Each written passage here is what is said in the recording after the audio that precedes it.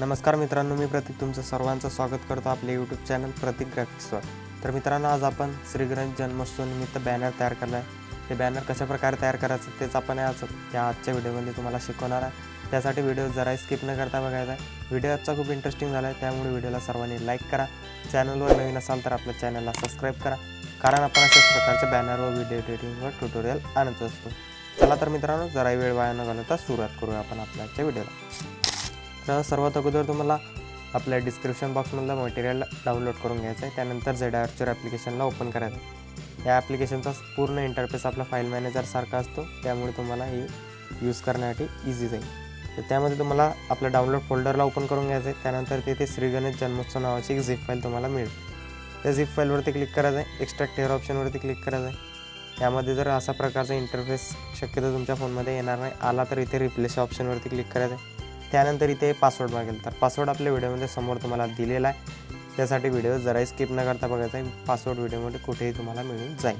इथे पासवर्ड टाकून घ्यायचा आहे, ओकेवरती क्लिक करायचं आहे। बघू शकता श्री गणेश जन्मोत्सव नावाचं एक फोल्डर तयार झालं आहे। त्या फोल्डरमध्ये आपण PLP फाईल दिलेली आहे। तर आता PLP फाईलला ओपन करण्यासाठी पिक्सेल लॅब ॲप्लिकेशनला ओपन करून घ्यायचं आहे। पिक्सेल लॅब ॲप्लिकेशन ओपन झाल्यानंतर अशा प्रकारचा इंटरफेस येईल। तर PLP फाईलला ओपन करण्यासाठी 3 डॉटवरती क्लिक करून open.plp फाईलवरती क्लिक करून .plp ऑप्शनवरती क्लिक करायचं आहे। त्यानंतर आपल्या फाईल मॅनेजर सारखा इंटरफेस येईल। त्यामध्ये तुम्हाला डाउनलोड फोल्डरला ओपन करून जिथे आपण फाईल एक्स्ट्रॅक्ट केली होती त्या फोल्डरला ओपन करायचं आहे। त्या फोल्डरला ओपन केल्यानंतर बघू शकता काही अशा प्रकारे इंटरफेस येईल।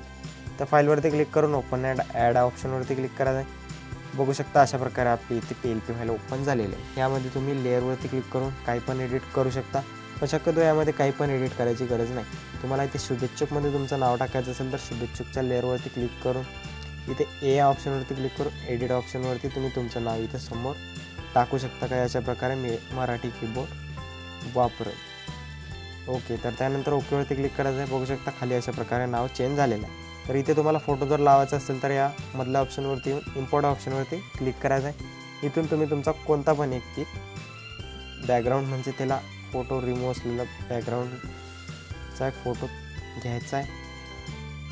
त्यानंतर तो अशा प्रकारे इथे ॲड करायचा। ओके, तर अशा प्रकारे तुम्ही इथे ॲड करून 3 डॉटवरती क्लिक करून एक्सपोर्ट इमेज ऑप्शनवरती क्लिक करून डिफॉल्टला अल्ट्रावरती ठेवून सेव्ह टू गॅलरी ऑप्शनवरती क्लिक केल्यानंतर तुमचं जे बॅनर आहे ते फुल HD क्वालिटीमध्ये आपल्या गॅलरीमध्ये सेव्ह होईल। तर व्हिडिओ आजचा कसा वाटला आहे कमेंट करून नक्की सांगायचं। चॅनलवर नवीन असाल तर आपल्या चॅनलला सबस्क्राईब करायचं आहे। भेटू अशा नवीन आणि इंटरेस्टिंग व्हिडिओमध्ये। तोपर्यंत चॅनलवरचे बाकीचे व्हिडिओ बघत राहा आणि एडिटिंग करायला शिका। जय हिंद, जय महाराष्ट्र।